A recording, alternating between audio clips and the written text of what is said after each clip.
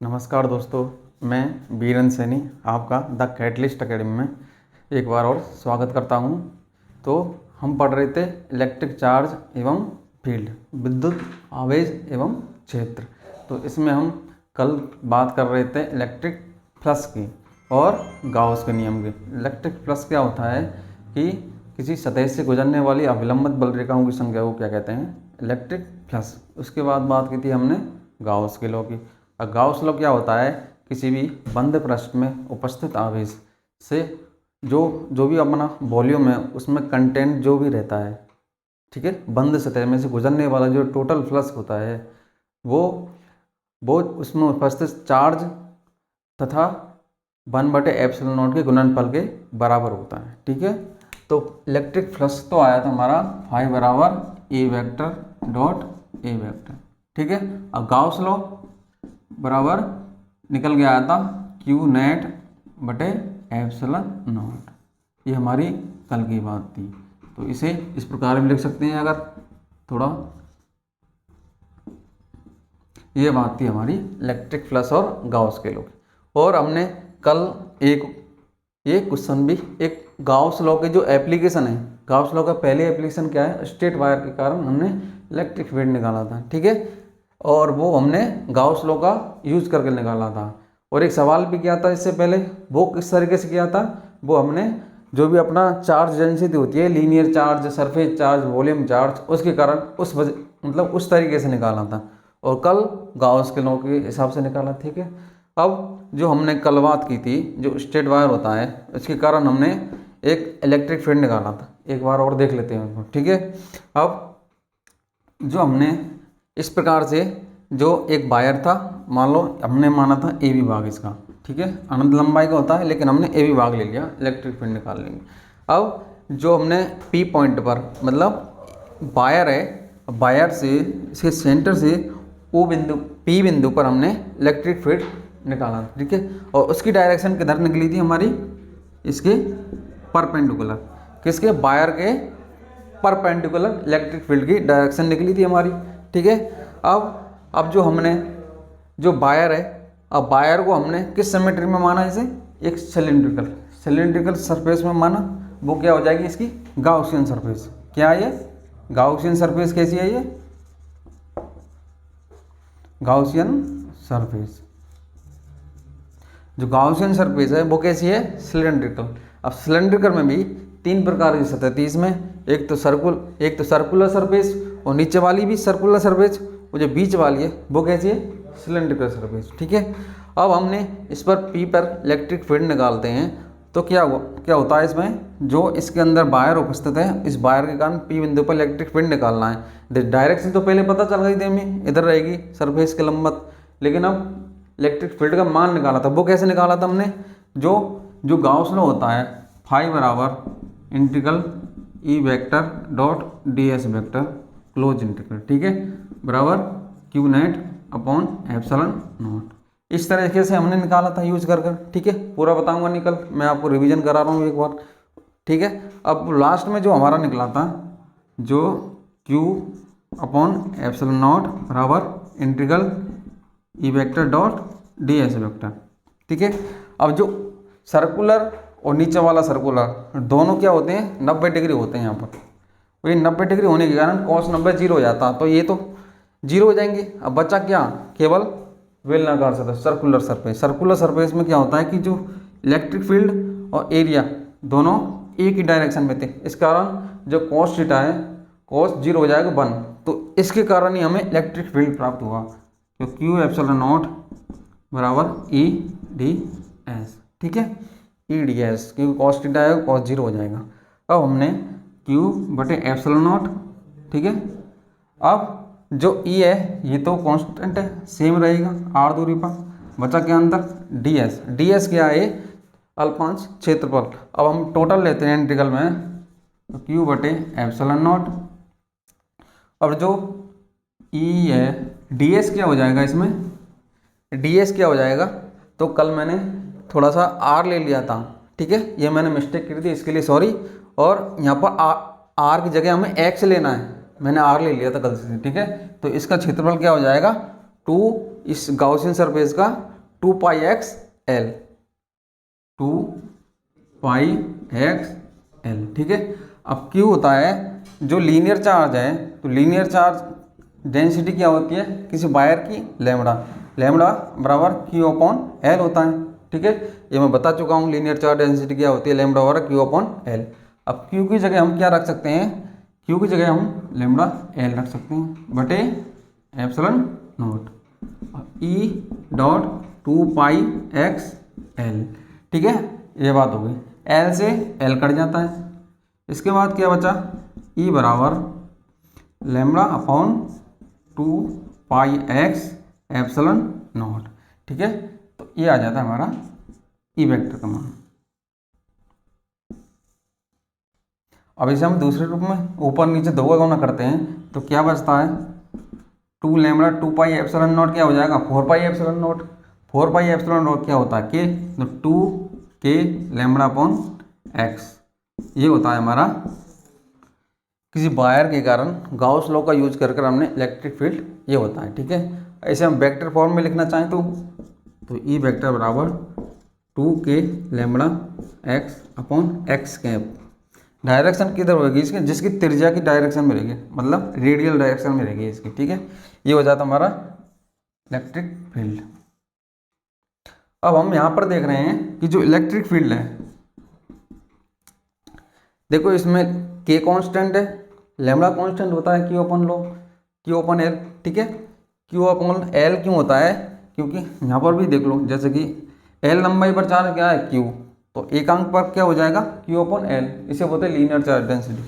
इसके बाद जो यहाँ पर भी चार्ज देखें तो यहाँ पर भी लैम्बडा जो चार्ज डेंसिटी होती है वो हमेशा कांस्टेंट रहती है हर जगह, क्यों रहती है, क्योंकि जितना लंबाई होगी उसमें उतना ही तो चार्ज आएगा, तो ये हमेशा कांस्टेंट बना रहेगा लैम्बडा, इसलिए तो ये किस पर समानुपाती हो जाता है, केवल 1/x पर, ठीक है। जैसे जैसे हम वायर से दूरी बढ़ाते जाते हैं तो क्या होता है, इलेक्ट्रिक फील्ड कम होता है, तो ये बताता है हमें ई प्रोपोर्शनल है। अगर हम इसका ग्राफ प्लॉट करें कि x दूरी बढ़ाने पर, कि x दूरी बढ़ाने पर क्या होता है, इलेक्ट्रिक फील्ड कम होता जा रहा है क्योंकि बटे में, तो इसका ग्राफ इस तरह से बनकर आएगा, ठीक है। जैसे जैसे दूरी बढ़ती है, जैसे जैसे दूरी बढ़ रही है तो क्या हो रहा है, इलेक्ट्रिक फील्ड कम होता जा रहा है, ठीक है। देखो इस पर x कम थी तो ये ज़्यादा था, और थोड़ी दूरी बढ़ाई तो ये यहाँ पर आ गया, कम हो गया। इस तरह से इलेक्ट्रिक फील्ड दूरी बढ़ाने पर कम होता जाएगा, ठीक है। ये तो बात हुई हमारी स्ट्रेट वायर के कारण इलेक्ट्रिक फील्ड, जो हमने गाउस का लॉ यूज किया है इसमें। अब आगे बात आती है हमारी एक शीट के कारण, किसके कारण, एक शीट, प्लेन शीट, उस पर चार्ज डिस्ट्रीब्यूट होता है, किस तरह से होता है प्लेन शीट पर, उसका कुछ एरिया होगा, उस पर चार्ज देंगे तो क्या बनेगा, एरिया पर जो चार्ज डिस्ट्रीब्यूट होगा किस रूप में वितरित रहेगा, वो सरफेस चार्ज डेंसिटी के रूप में। अब बात करते हैं हम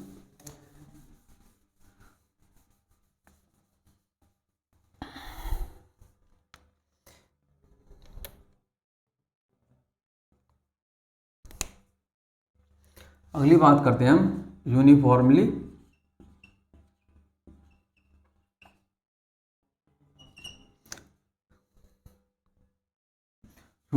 चार्ज इनफिनाइट प्लेन शीट की, मतलब सतत आवेशित अनंत प्लेन शीट, ठीक है। किसके कारण, हम इनफिनाइट लंबाई की एक प्लेन शीट है। अब प्लेन शीट किस प्रकार से रहेगी, इस प्रकार से, देखो ये मान लो प्लेन शीट है, जैसे कि कागज़ का पन्ना होता है, कागज़ का पेपर होता है, इस तरह से होता है। अब इस पर जो चार्ज है वो इस प्रकार से डिस्ट्रीब्यूट है कंटिन्यूस रूप में, इस तरह से। अब इस प्लेट के कारण हम इलेक्ट्रिक फील्ड निकालना चाहते हैं, ठीक है।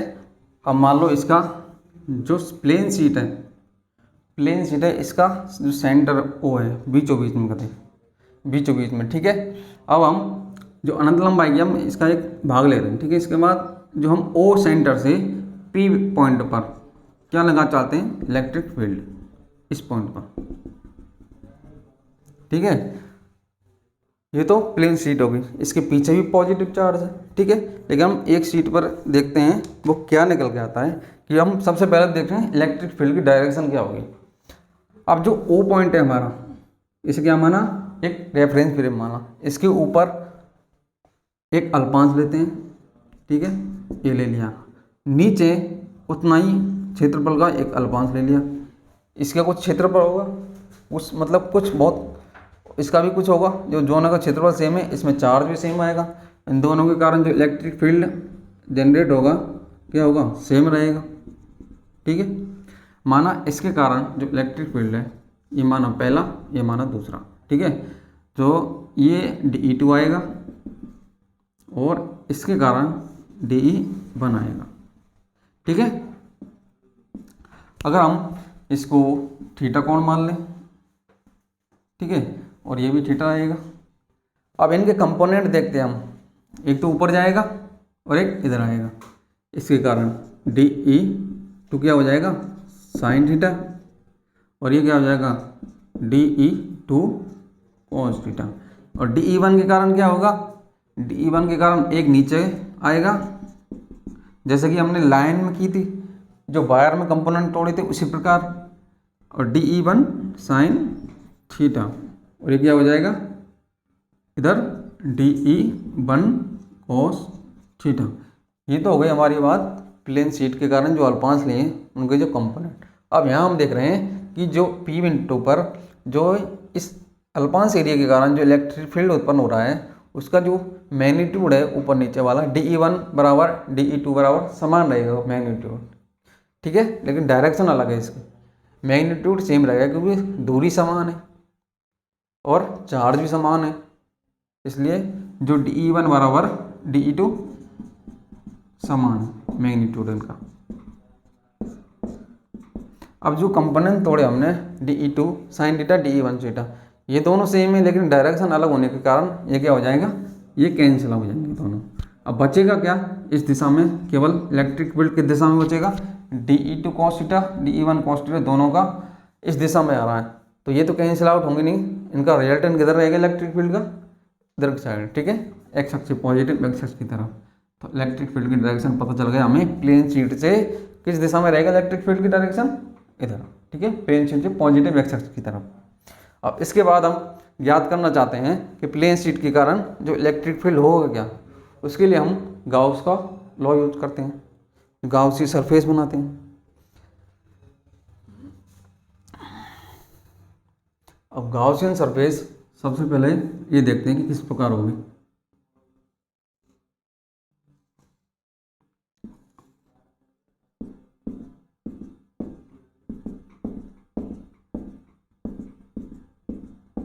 गाउसियन सरफेस, ठीक है, इस पर हमने सिग्मा सरफेस चार्ज डेंसिटी इस प्रकार से डिस्ट्रीब्यूट की थी। अब इसमें जो हम जो गाउसियन लॉ का यूज करते हैं, गाउसियन सरफेस बनाते हैं, किस प्रकार की लेंगे कि मान लो इसमें से को थोड़ा सा अल्पांश ले लिया इसमें से, ठीक है, ये वाला। अब इसमें से थोड़ा क्या है कि बेलनाकार इस तरह से ले लिया, क्या ले लिया, एक गाउसियन सरफेस ले ली थोड़ी सी अल्पांश में, ठीक है। अब जो थोड़ा सा है उसके कारण पीछे भी रहेगा, पीछे भी इलेक्ट्रिक फील्ड जनरेट करता है इस तरह से, ठीक है। तो गाउसियन सरफेस में हमने कौन सी सरफेस ली, सिलेंड्रिकल सरफेस, इससे सिमेट्री अच्छी रहती है इसमें, तो मैथमेटिकल रूप में गणना करना हमारे लिए सरल हो जाता है। अब इसको देखते हैं हम, जो गाउसियन सरफेस है, जो सिलेंड्रिकल सतह है, इसमें कितने प्रकार की हैं सतह, इस बिंदु पर हमें इलेक्ट्रिक फील्ड, सिलेंड्रिकल सतह में 3 प्रकार की सतह होती हैं, ठीक है, एक तो सर्कुलर और एक सिलेंड्रिकल, 2 सर्कुलर हो जाएंगे, एक सिलेंड्रिकल। अब इसमें P बिंदु पर इलेक्ट्रिक फील्ड हमें निकालना है। अब देखो यहाँ पर जो गाउस लॉ होता है, गाउस लॉ क्या कहता है, फाई बराबर integral E vector dot ds vector Q net upon epsilon not, ठीक है। अब जो 3 सतहें, पहली मान लो ये S1 सतह और दूसरी ये सर्कुलर सतह, तीसरी S2 बेलनाकार सतह। अब हम जो टोटल है, टोटल निकालना चाहते हैं, ठीक है। अब जो इलेक्ट्रिक फील्ड की डायरेक्शन है वो किधर है, सरफेस के लंबवत है, और सिलेंडर सतह इस तरह से है। अब जो हमारा जो इलेक्ट्रिक फील्ड है, सबसे पहले इस प्रकार लिख लेते हैं इसे, जो टोटल हमारा इलेक्ट्रिक फील्ड है, close integral E vector dot D S vector बराबर, सबसे पहली वाली सतह के कारण electric field E vector dot D S vector, और दूसरी वाली सतह के कारण E vector dot D S vector, plus तीसरी सतह के कारण E vector dot D S vector, ठीक है। अब ये तीनों सतह के कारण। अब देखते हैं हम इलेक्ट्रिक फील्ड और जो भी हमारा एरिया है उसकी डायरेक्शन क्या है। अब हम पहली बात करते हैं किसकी, S1 सतह। S1 सतह क्या है, एक सर्कुलर सतह है, इस तरह से सतह है। अब जो इसकी एरिया की जो डायरेक्शन है किस प्रकार रहेगी, इसके अभिलंबत, इसके परपेंडिकुलर, ए वेक्टर की डायरेक्शन इधर हो जाएगी, ठीक है। और मैं पहले भी बता चुका हूँ, प्लेन सतह के इलेक्ट्रिक फील्ड की डायरेक्शन भी इधर है, तो इलेक्ट्रिक फील्ड की डायरेक्शन भी इधर है।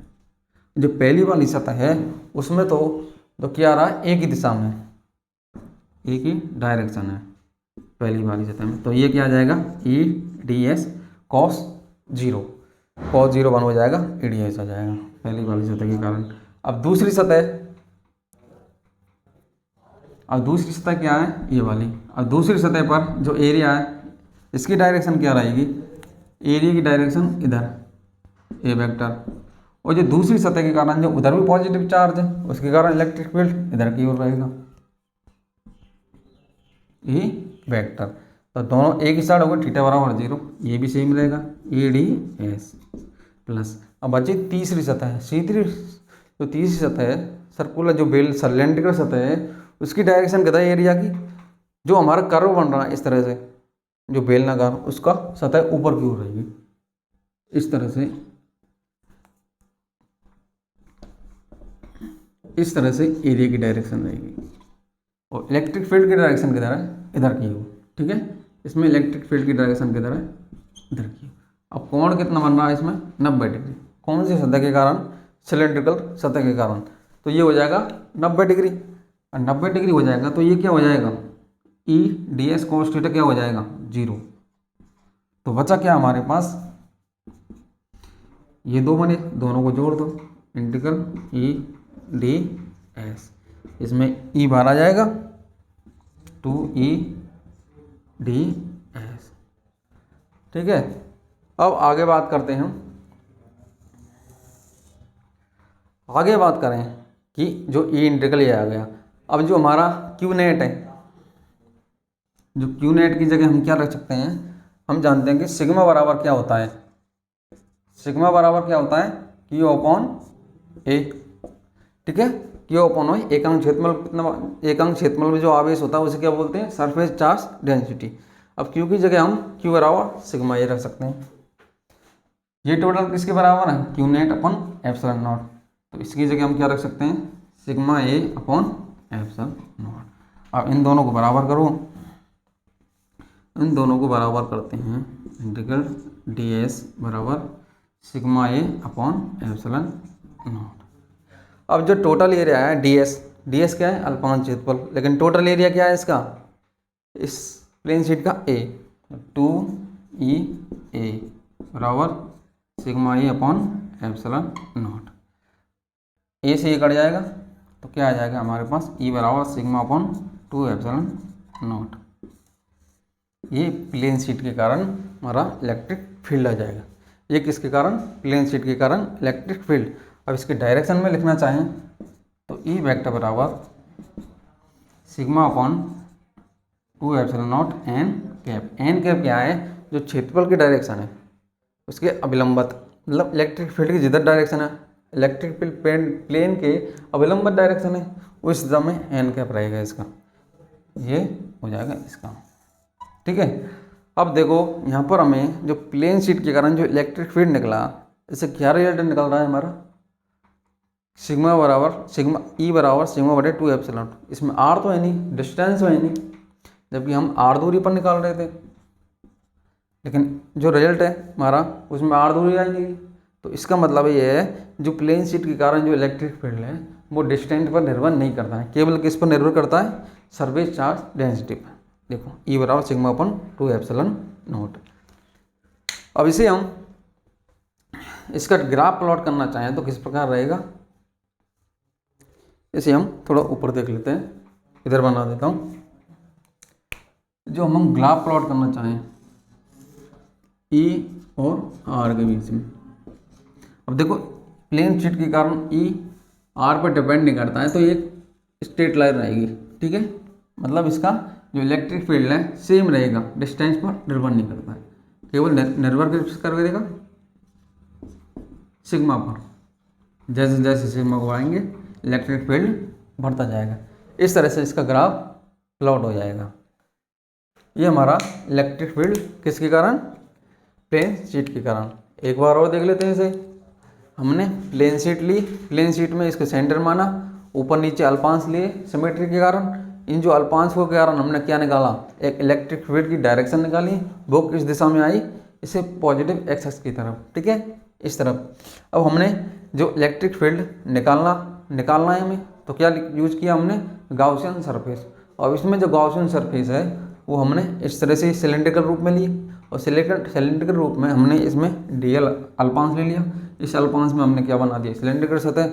इस अल्पांश के कारण जो सिलेंड्रिकल सतह बनी, उस सतह में 3 प्रकार की सतह, 2 सर्कुलर, 1 सिलेंड्रिकल। इस तरह से हमें क्या प्राप्त हुआ, close integral EDS 2E ds, ठीक है। इसके बाद हमने जो क्यू की जगह क्या रख दिया, क्यू बराबर सिग्मा ए रख दिया एप्सिलॉन नोट, फिर 2E ये हो जाएगा, फिर ई बराबर सिग्मा अपॉन 2 एप्सिलॉन नोट, ये हमारा रिजल्ट हो जाता है।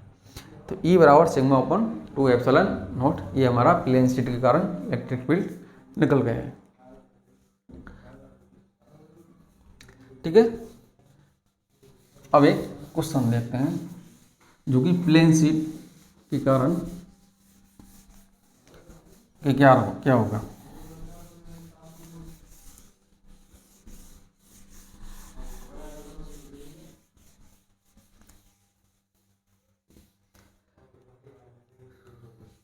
देखिए प्लेन शीट अगर माइनस चार्ज होता है, एक तो पॉजिटिव चार्ज की बात की अपनी, उसमें तो इलेक्ट्रिक फील्ड बाहर की तरफ रहेगा। जो नेगेटिव चार्ज रहते हैं तो क्या होता है, अंदर की तरफ रहता है। मैं पहले ही बता चुका हूँ, पॉजिटिव चार्ज होता है प्लस क्यू चार्ज के कारण बाहर की इलेक्ट्रिक फील्ड निकलती है, और माइनस चार्ज के कारण अंदर की ओर आती है। अब मान लो ये हमारे पास 2 प्लेटें, इस तरह से मैंने एक लाइन बना दी, लेकिन है इस तरह से प्लेन शीट, ठीक है। इस पर मान लो प्लस सिग्मा चार्ज है, इस पर माइनस सिग्मा चार्ज दिया। दोनों पर पहले मान लो प्लस सिग्मा चार्ज दिया, तो एक पहला भाग इधर है, दूसरा भाग ये, तीसरा भाग ये। मतलब जो पहली प्लेट है उसके लेफ्ट हैंड साइड, फिर बीचों बीच में, फिर राइट हैंड साइड में इलेक्ट्रिक फील्ड की बारे में बताना है हमें क्या होगा, ठीक है। और जो प्लस चार्ज है इस पर चारों ओर प्लस आ जाता है, और इस पर भी प्लस आ जाएगा। अगर हम इलेक्ट्रिक फील्ड देखना चाहें कि पॉजिटिव चार्ज है, इस पर भी पॉजिटिव चार्ज है, पॉजिटिव चार्ज के कारण इलेक्ट्रिक फील्ड बाहर की ओर फेंकता है। अब इसमें इधर की तरफ देखना चाहें हम इलेक्ट्रिक फील्ड, तो पहली प्लेट के कारण जो इलेक्ट्रिक फील्ड की डायरेक्शन किधर रहेगी, इधर की तरफ, ठीक है।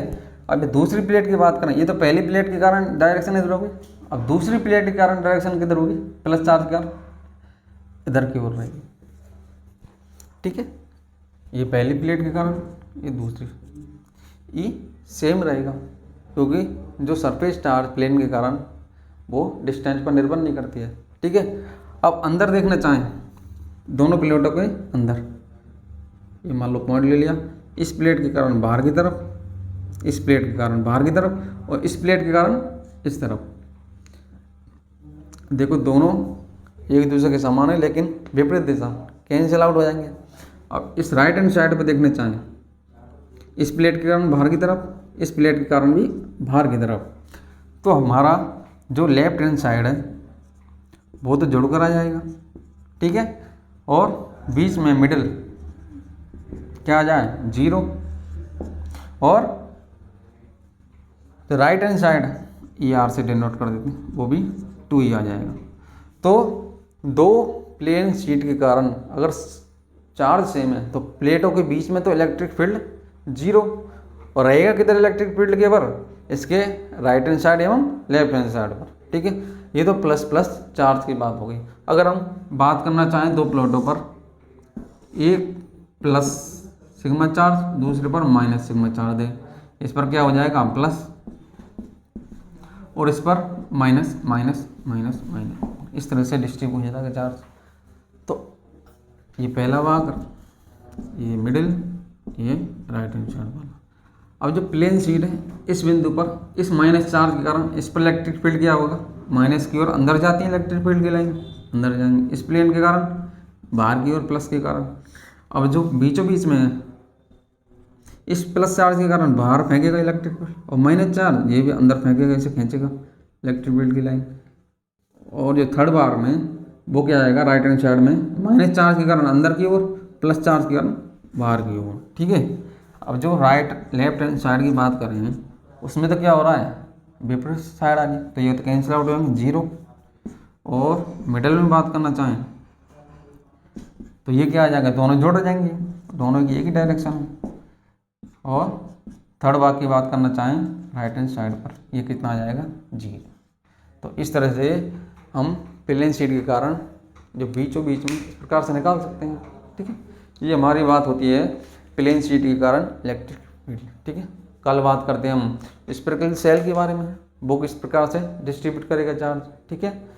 तो आज इतना ही बस, थैंक यू, धन्यवाद। हमारे चैनल को लाइक करें, सब्सक्राइब करें।